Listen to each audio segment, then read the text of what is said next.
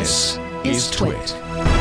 Clint writes in about our favorite topic, YouTube music, and says, I too am experiencing the purgatory that is YouTube music. I've been literally rickrolled on more than one occasion when asking for an uploaded song that sounds nothing like I'm Never Going to Give You Up. I thought I would let you know that I found a workaround to be able to get your uploaded albums to play on your Google speakers using your voice. I know this is not a perfect solution. It takes some extra work, but might be worth it if you have a handful of albums you want to be able to do this with. All you have to do is make each uploaded album into a playlist by itself and call the playlist the name of that album. When you want to hear the album, just say, Google, play playlist, insert album name here. I hope this helps. And thank you, Clint. That's a great workaround or hack for something that should just work. Yeah. Totally agree. I'm sorry, YouTube Music, but if I've uploaded an album to my library, that is the first place you should check when you're prioritizing. Here's the thing. It's all about search, right? Google knows search, and they're so good at search and stuff like that. And I tell Google Assistant to play this album. In their search hierarchy, it should be check user's personal library. Is album there? No. Go to YouTube Music Library. Is album there? Yes. Play song. Right. And the last spot should be is play song from YouTube, period. Because that's the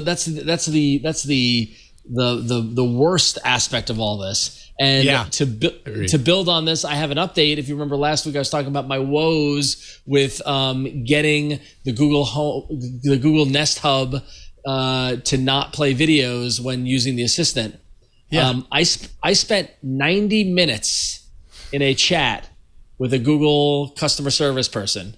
I finally had it, and I tweeted to both Made by Google and YouTube support saying, what the hell, I can't do this, blah, blah, blah. They said, oh, we'd be glad to help you. Click here to chat with someone. So I chatted with someone, and we reset the Nest Home.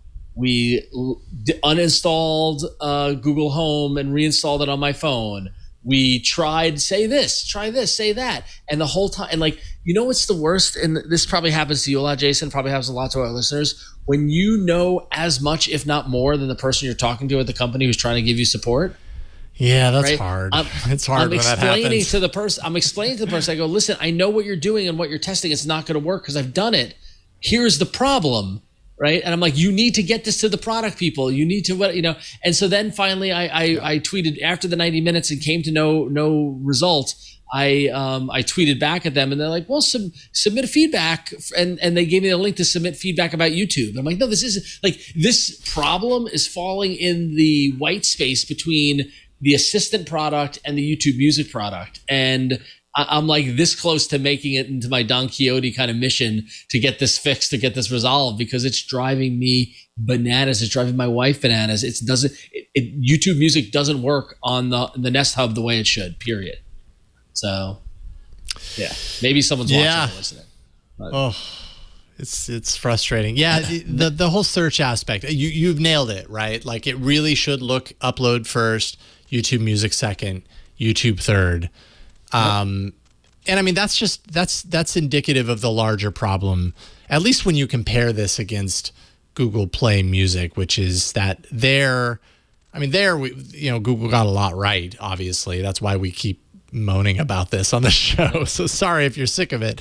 But with YouTube, one of the main things that they got really right was the integrated search, and the fact that what I upload as a user, what I upload and what I find on your service really should be indecipherable from each other.